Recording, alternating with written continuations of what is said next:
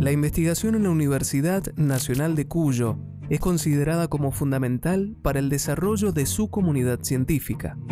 Uno de los mayores desafíos es lograr fortalecer los puntos de contacto entre la producción científica, la comunidad universitaria y la sociedad. El propósito es establecer políticas de divulgación científica que tengan verdadera influencia en los tejidos productivos, culturales y sociales.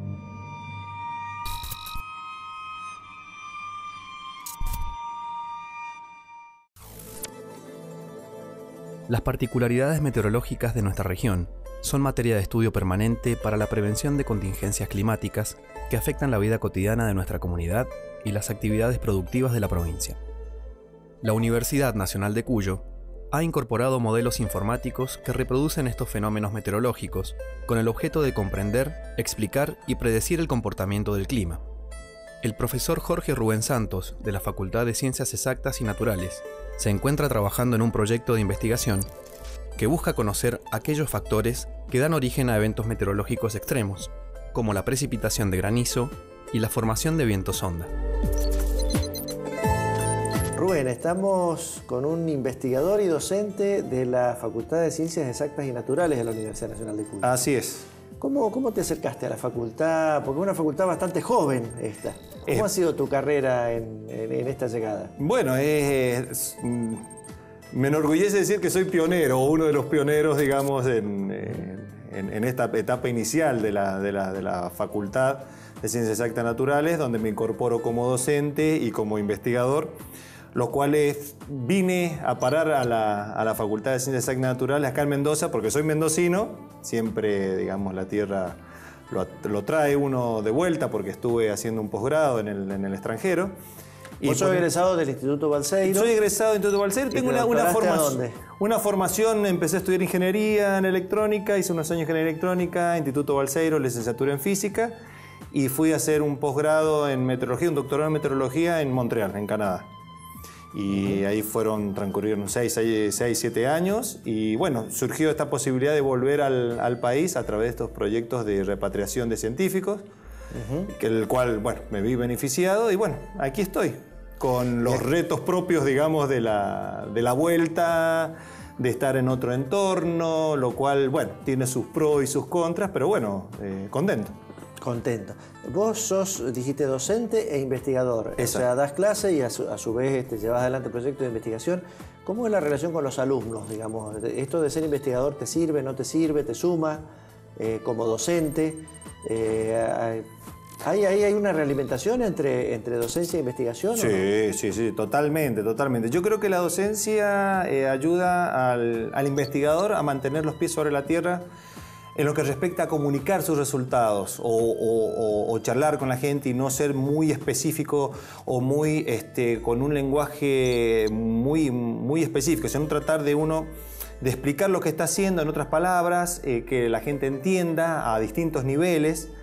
Y eso me pasa con los alumnos, porque ellos preguntan al principio, dicen, bueno, ¿y usted qué está haciendo? ¿En qué investiga? Y uno puede empezar con un lenguaje, digamos, típico de lo que uno hace, pero los chicos se quedan mirando porque yo soy docente que estoy en el ciclo básico en este momento, estoy en lo que es Física General 2.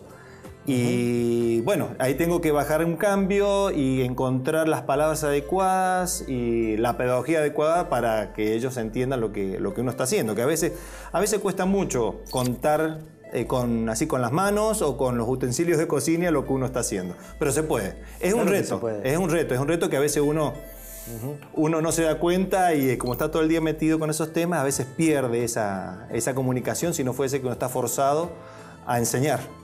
Bueno, pero también tiene el beneficio de que por ahí esos mismos estudiantes o algunos de ellos después continúan como investigadores, digamos, se va haciendo una escuela también, más allá de la formación de grado en sí. Bueno, esa es la idea. De alguna forma uno, si los tienes en los primeros años, uno trata de entusiasmarlos con lo que uno está haciendo. A ver, trata de entusiasmarlo. El entusiasmo es natural, porque uno hace lo que le gusta y eso uno lo transmite. Eso uno lo transmite. Y los chicos, uno se ve que lo captan y se interesan y preguntan. Y hay algunos que sí, chicos que, Por ejemplo, aprovechamos el marco de los proyectos de la Secretaría de Ciencia y Técnica. Por eso te iba a preguntar, ¿en qué marco se desarrollan los proyectos? ¿Estás haciendo proyectos propios de la universidad? Sí, ¿Relacionados con otras instituciones también? Financiamiento de la universidad, de la nación, colaboración con proyectos de otros colegas. Los cuales tienen proyectos con otros países o proyectos también proyectos de la Agencia de Ciencia y Técnica. De la Agencia Nacional de Promoción Científica y Tecnológica. Exacto.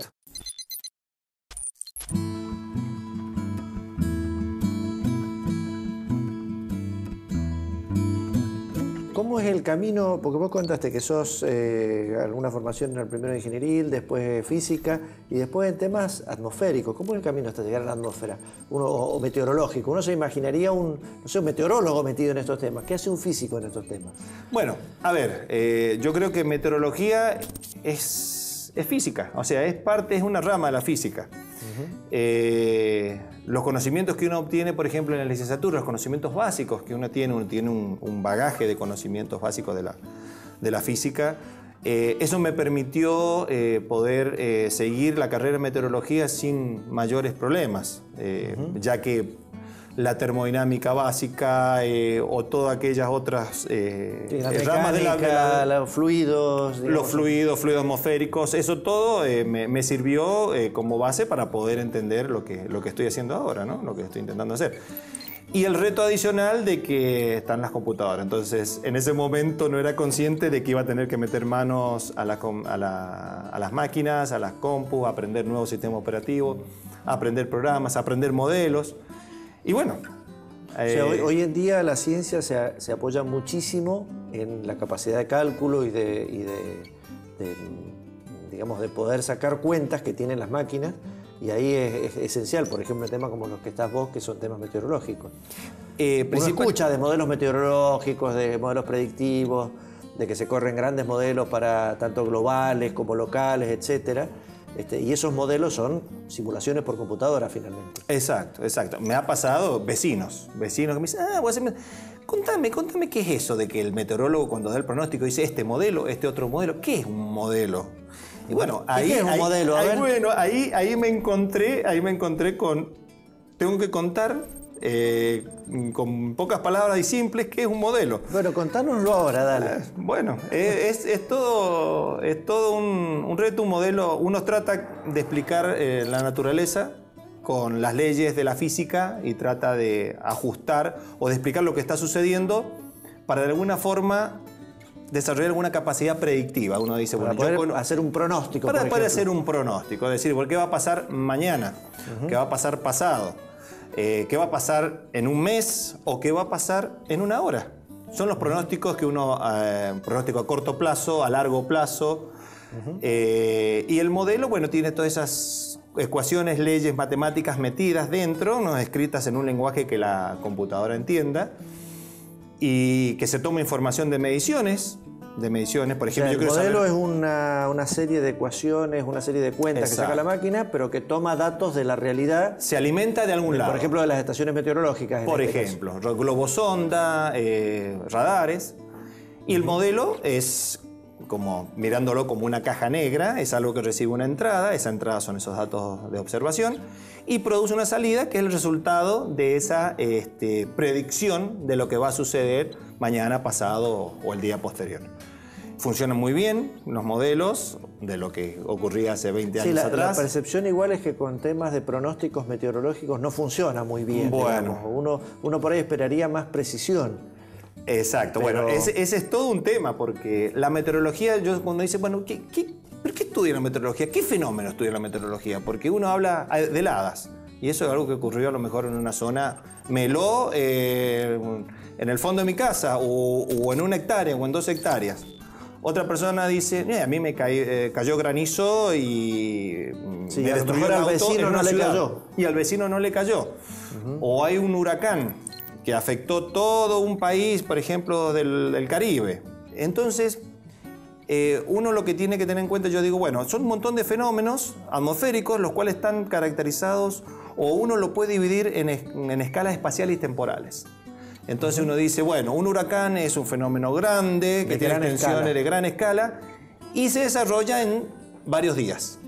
Un tornado es un fenómeno más chico, que ocurre en una tormenta, pero un fenómeno más chico, de la escala del kilómetro, de 500 metros, y ocurre en cuestión de minutos. En minutos el tema, digamos, todo su ciclo de vida.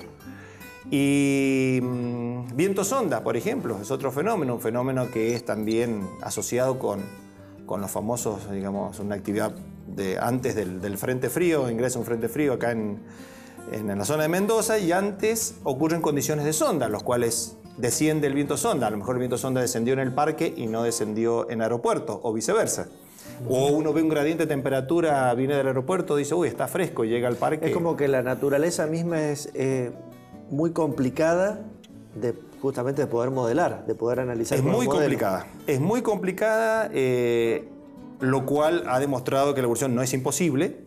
Uno lo que está tratando es de retroalimentarse con los resultados de una forma de validar. La importancia de esto es la validación, lo cual nosotros encontramos un problema grande aquí en Argentina, porque la densidad de datos para validar las salidas del modelo, porque el modelo me dice, mira, va a llover aquí tantos milímetros, o va a correr pero viento. eso después hay que correlacionarlo si efectivamente llovió ¿Ocurrió tanto o no ocurrió? No. Ese es el proceso de validación, el cual es muy útil porque eso me va a servir para conocer el modelo y saber dónde funciona bien, dónde funciona mal y dónde tocar.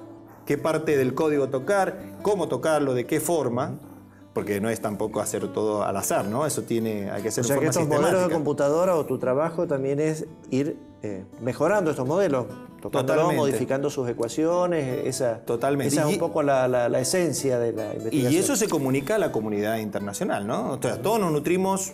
Yo tengo algún inconveniente con alguna rutina, bueno, me comunico con la comunidad internacional, me nutro de ellos, bueno, entonces nobleza Estamos obliga, hablando ¿no? de un trabajo de equipo, entonces. Es un trabajo de equipo. Ciencia es solo, ya es, hoy es en equipo y en equipo interdisciplinario. Ese es un tema importante. Es el equipo interdisciplinario. Varias ¿no? disciplinas aparecen. Varias disciplinas que yo lo estoy viviendo en mi facultad. En mi facultad hay matemática, biología, química y física, y hay temáticas las cuales nos, entre comillas, nos obliga a trabajar en conjunto, ¿no? Y es todo un reto porque si bien somos todos científicos, pero cada uno habla con su lenguaje particular de esa rama de la ciencia, tiene ¿no? su especialidad. Pero es muy interesante porque uno se nutre mucho de la forma de que la mirada que tiene la otra persona, ¿no?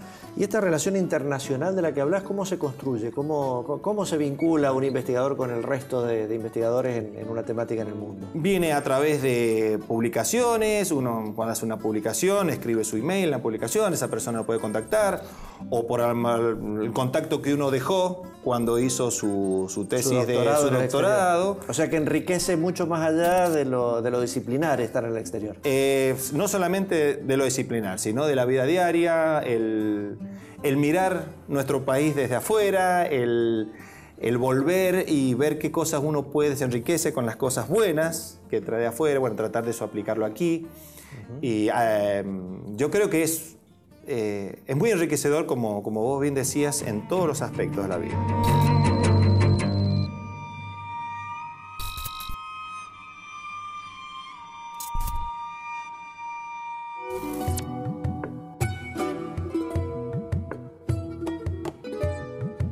Rubén, contanos un poco en qué proyecto estás trabajando actualmente, en qué te estás metiendo ahora.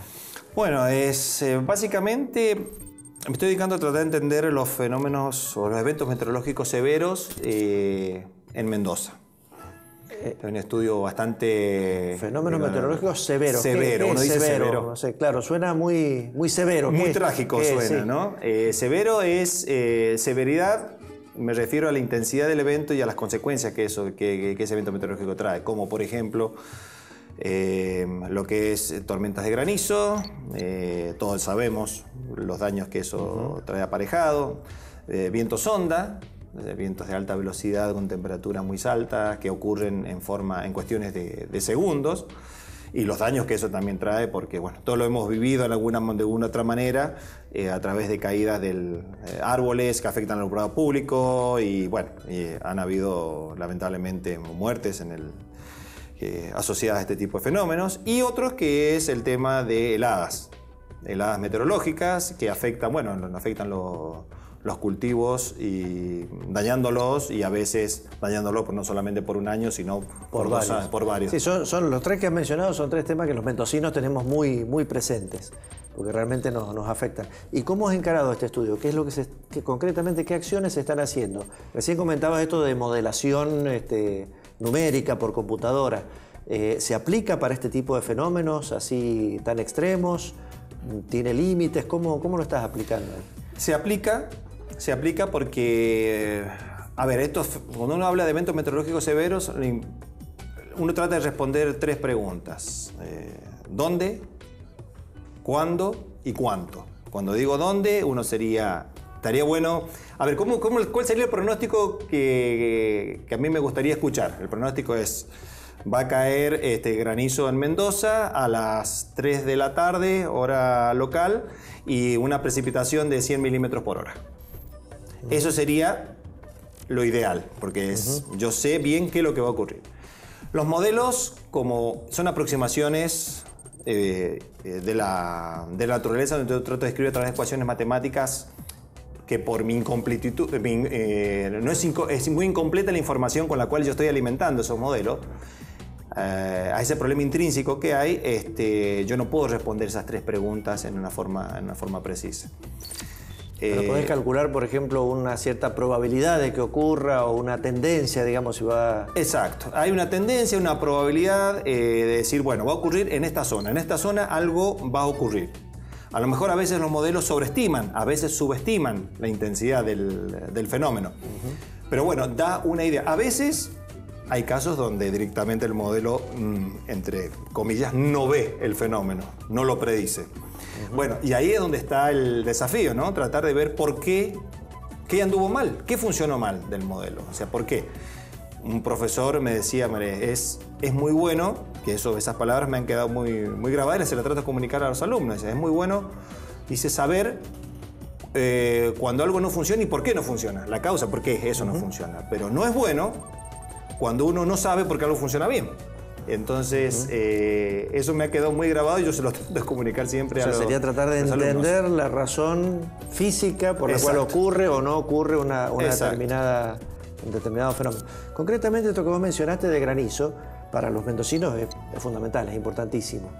Y esto a nivel de la provincia vemos nosotros el accionar de contingencias climáticas, que tiene radares de medición, que tiene aviones con una lucha antigranizo. ¿Cómo cuadra el trabajo que vos hacés con lo que se hace en contingencias climáticas? ¿O qué comunicación hay? Digamos, ¿le llega a la gente nuestra de contingencias climáticas los desarrollos, los aportes que están haciendo, o no les llegan? Estamos en la mitad de camino. Yo creo que nosotros, por ejemplo, desde la facultad nos nutrimos mucho de la información, de que tenemos buen contacto con esta gente de contingencias climáticas, y nosotros vemos los datos que ellos producen o que ellos tienen de sus radares meteorológicos, los cuales nos sirven mucho a nosotros para validar nuestros modelos. Y nosotros de alguna forma volcamos nuestra experiencia con el modelado, porque para ellos es muy útil por el tema de la logística. Ellos necesitan saber... Tienen que lanzar aviones a determinado lugar y tienen que saber si llegan a tiempo o cuánta anticipación necesitan o a qué altura tienen que volar, no lo sé. Ese tipo de datos. Exacto, eso para ellos es muy importante, y bueno, nosotros comunicamos nuestra experiencia o los resultados de nuestros modelos. Pero yo pienso que tendremos que trabajar, creo que tendremos que fortalecer aún más los lazos desde el punto de vista institucional, o sea, gobierno, universidad, aceitar los mecanismos para que esto fluya mejor. Pero se ha avanzado bastante, se ha avanzado mucho. Y estamos aprendiendo, ¿no? Nosotros aprendemos de la gente de contingencia climática que tiene mucha experiencia de campo. Eso para ellos es muy importante. Y bueno, nosotros les contamos nuestro conocimiento de los modelos y qué nos parece, dónde funciona bien, dónde funciona mal. Entonces, a veces hemos tenido esas charlas de café con esta gente de contingencias climáticas del gobierno, y es bastante interesante porque nosotros vemos ciertos comportamientos en el modelo. Son dos visiones sobre una misma problemática. Exactamente, abordado uno desde puramente observacional y práctico, y otros desde el punto de vista teórico, por así decirlo, y es bastante complementario el trabajo. Y los otros fenómenos en los que estás trabajando, vos mencionaste también heladas, vientos onda, ahí también están, digamos, uno se imagina, no sé, un fenómeno de granizo es un determinado fenómeno muy particular, uno de vientos onda es otro totalmente distinto.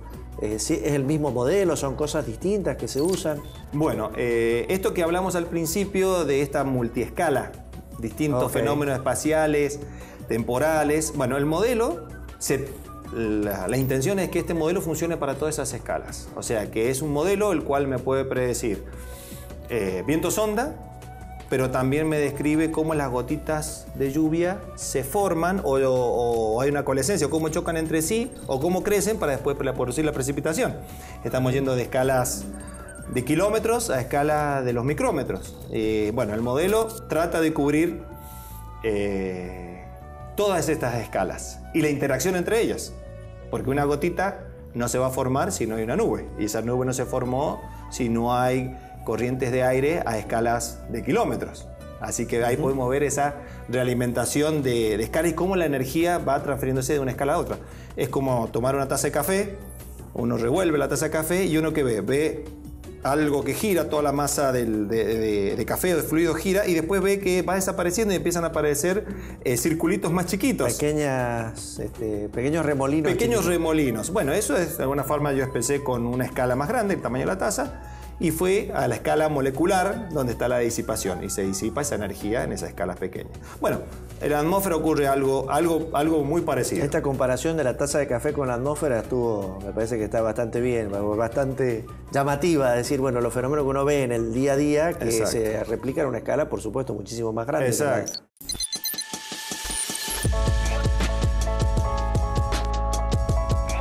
Hoy en día se está hablando y hay varias tendencias en el mundo a lo que llaman modificación del clima.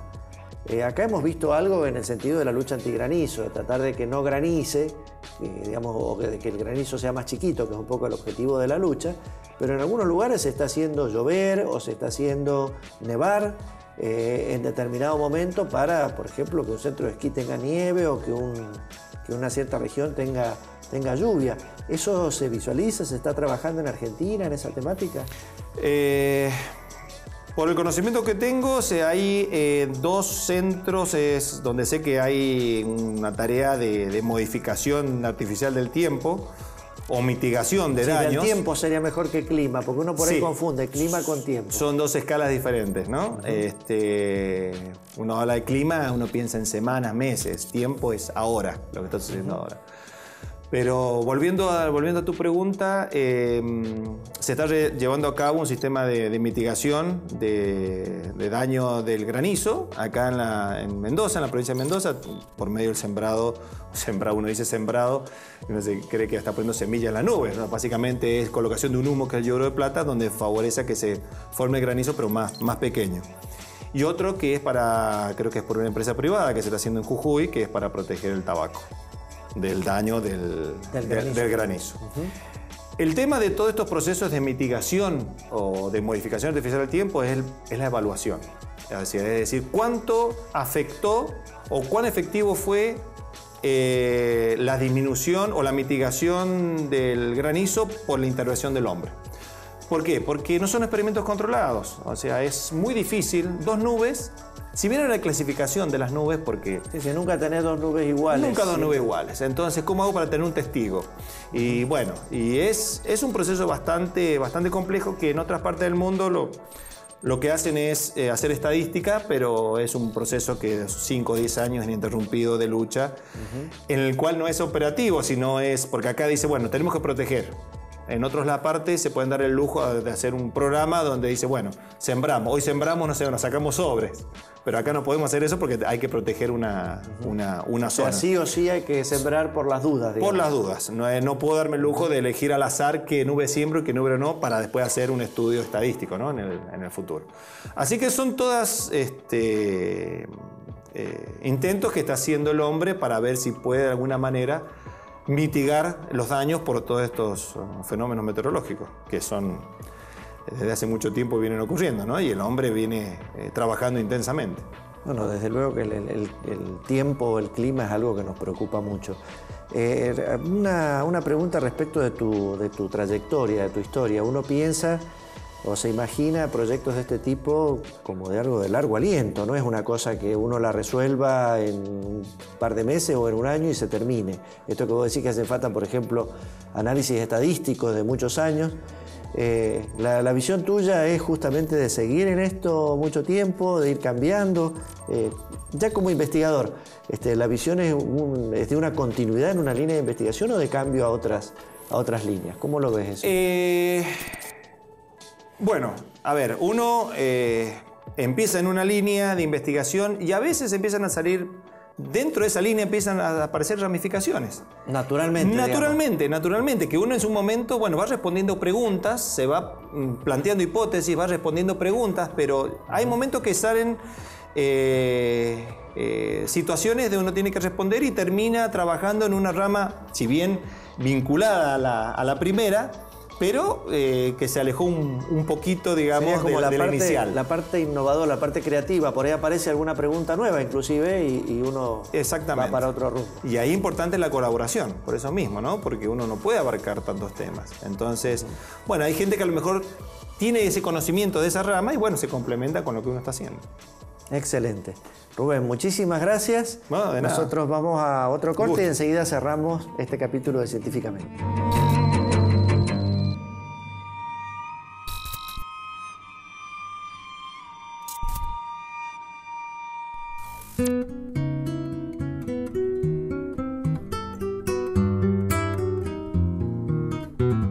Hoy estuvimos con el doctor Rubén Santos. Él es físico, egresado del Instituto Balseiro, con una especialidad, se ha doctorado en meteorología. Y nos estuvo contando un poco de cómo se investiga en esta temática y cómo se investiga en la facultad donde él está, que es la Facultad de Ciencias Exactas y Naturales de la Universidad Nacional de Cuyo, en un contexto que es multidisciplinario. Y esto es un tema importante a tenerlo en cuenta, de que hoy en día nos decía que prácticamente no existen problemáticas donde un investigador solo pueda llevarla adelante. En general hay que trabajar en relación no solo con los investigadores de la misma unidad académica o del mismo grupo, sino, como bien nos comentaba él, a nivel internacional, a nivel de otros investigadores que estén en ramas afines, y que todo eso contribuye al conocimiento en la temática en la que él está, que es justamente la meteorología. Y nos contaba además que está metido en un proyecto muy concreto que nos importa a todos los mendocinos, que tiene que ver con estos fenómenos meteorológicos de alto impacto que nos impactan a los mendocinos, como son las heladas, el granizo, el viento sonda, fenómenos extremos que inclusive, como bien nos decía Rubén, en algunos momentos hasta causan muertes, más allá de las pérdidas económicas o de los daños materiales. Claramente nos explicó que esto no es cierto, no hay una certeza absoluta de lo que va a ocurrir, sino que se utilizan modelos matemáticos bastante sofisticados, modelos de computadora, en lo cual él se ha tenido que ir especializando también, para tratar de tener una capacidad predictiva y acercarnos lo más posible a esta meteorología a las escalas que correspondan. Quiero además hacer un comentario que creo que fue muy importante, que nos comentó al principio, que él volvió a la Argentina con un programa de repatriación de científicos. Él es argentino, él es mendocino, se fue a doctorar al exterior, en Canadá, nos contó que estuvo, y hoy lo tenemos en nuestra universidad, en nuestro país, y es importante que nuestro país mantenga y sostenga estas políticas de que nuestros científicos sean atraídos hacia nuestro país, justamente porque la ciencia argentina se hace fundamentalmente con científicos argentinos. Bueno, esto es todo por este capítulo de Científicamente. Vamos a continuar en otros capítulos posteriores.